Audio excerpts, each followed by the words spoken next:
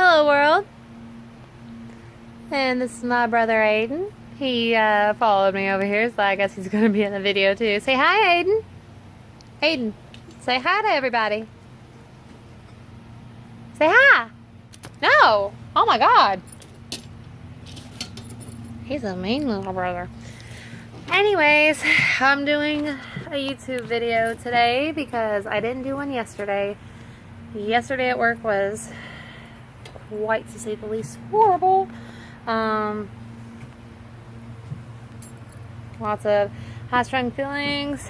Unfortunately, working in the medical field, if anyone else knows what I'm talking about, if you're a CNA, a CMA, a nurse, even housekeeping and cafeteria ladies, like who work in nursing homes or hospitals or assisted living areas, like, you know exactly what I'm talking about. Like, it's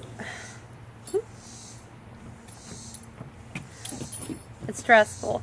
It can be extremely stressful, and that's why they say, you know, these jobs are for certain types of people. The crazy people. We're the crazy ones. Anyways, my baby did something sweet for me today. I mean, my nails aren't like bad, but they're not really cute. So he hustled up some money yesterday, and we're going to go get my nails done.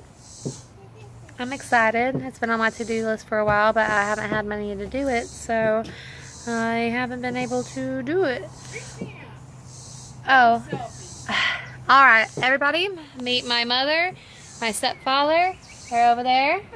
It's a YouTube video, guys. Now you're on my channel. But, they're talking to my brother. So that's gonna be interesting.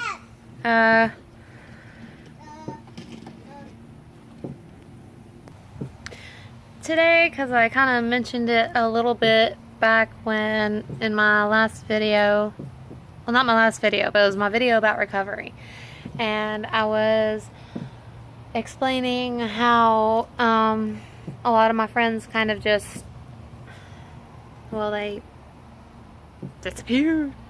They're gone. They floated off to the cloud, wherever the cloud is. No, I'm sure there's somewhere around. It's kind of depressing.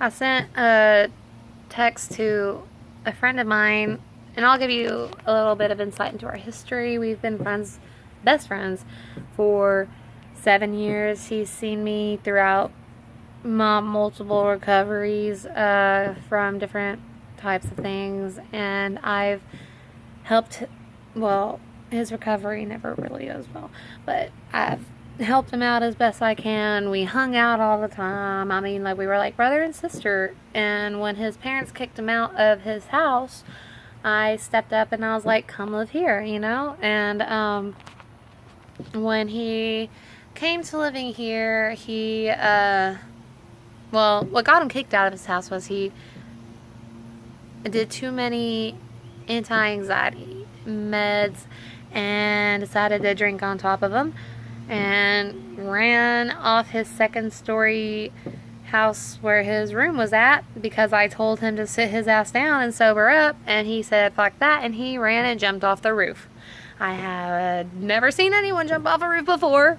It scared the holy living shit out of me. I was there for him. I stayed until the ambulance came. I was at the hospital. At the time, I still had a car, so I mean, I spoiled his ass, even though he probably didn't need spoiling, because again, like, he was stupid enough to run off the building and break his vertebra.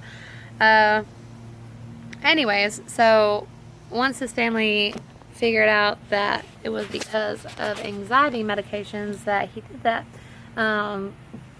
they kicked him out. And being the loving, generous person that I believe I am, I don't know, it's up for opinion. But, I let him stay here. He lived here for about 7 months. I didn't make him pay rent. I didn't make him do anything. I was trying to help my best friend back on his feet. Then he started doing methamphetamines. I don't know why this is so prevalent in Van Zandt County, but for some reason everyone does methamphetamines here, unless they're smart, and then they don't. And not only that, but he OD'd on heroin. And after a while, enough was enough for me. I said, John, you're gonna have to leave. I have a brother here, and it just, I wasn't gonna subject my brother to drugs. Like, you gotta go. So I'm sorry. I still love you. I hope you don't hate me for this. And he said he didn't.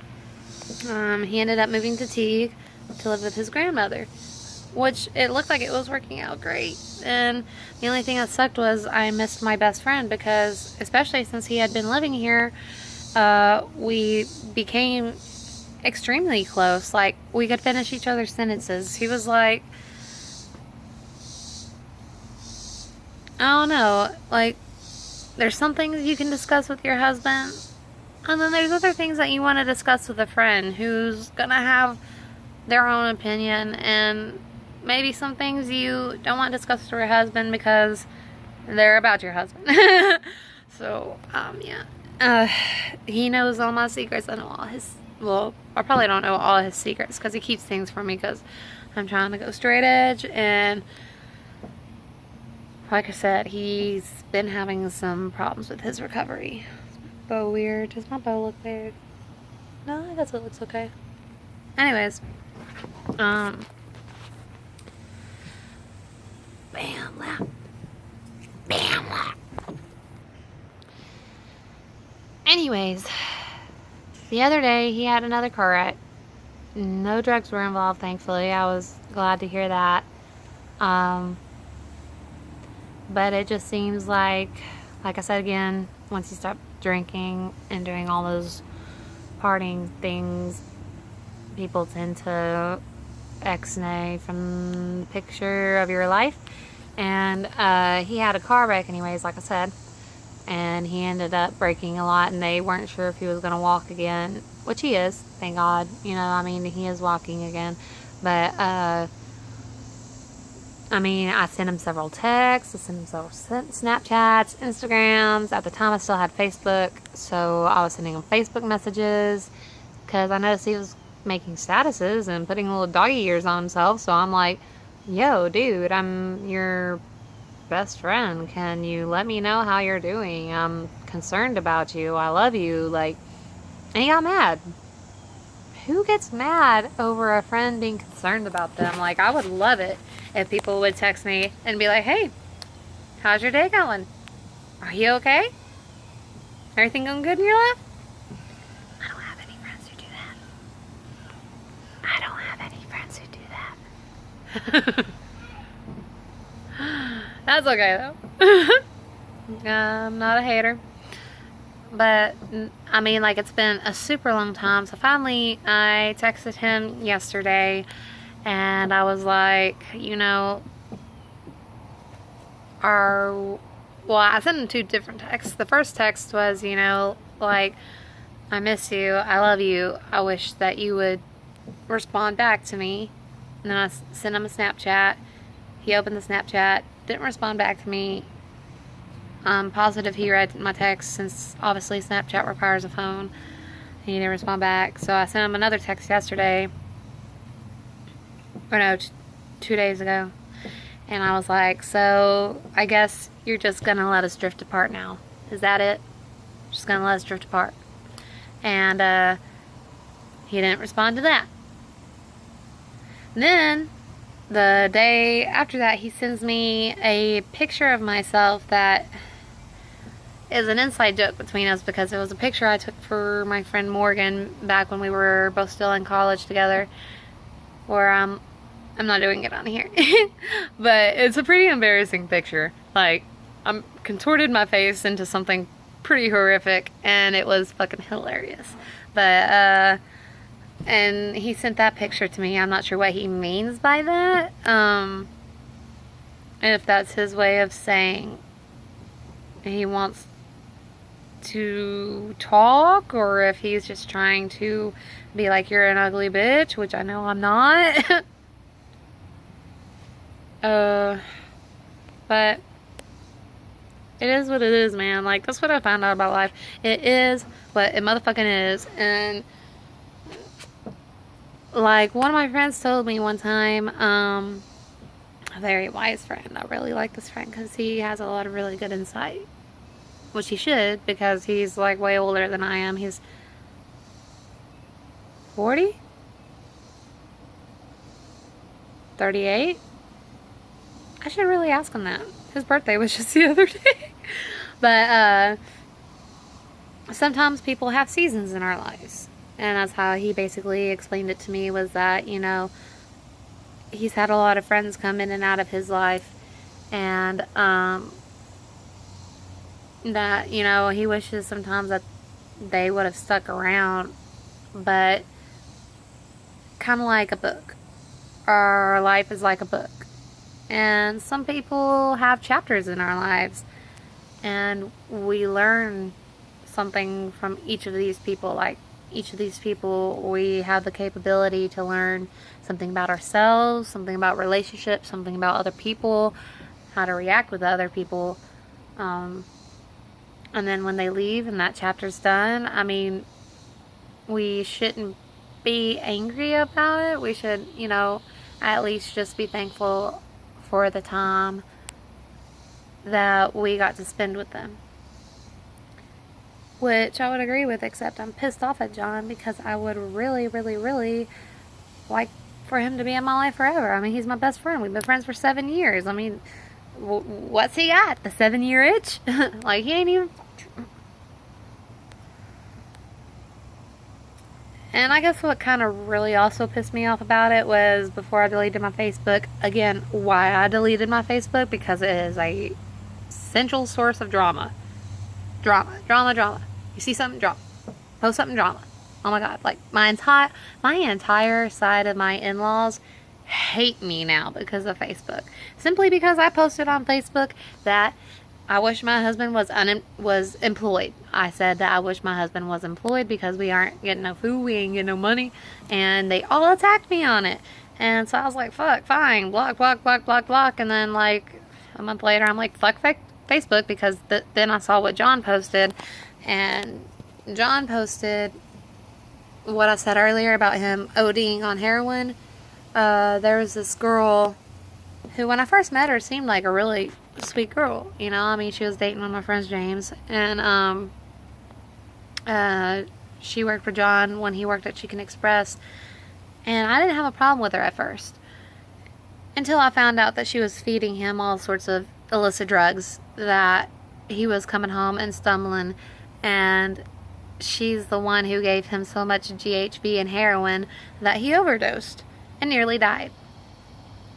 Well, about 3 months after that happened, and I told John, I was like, if I see her red truck, if she comes on this property, I've told my entire family they are to call the cops on her, because I told John I didn't want him hanging out with her.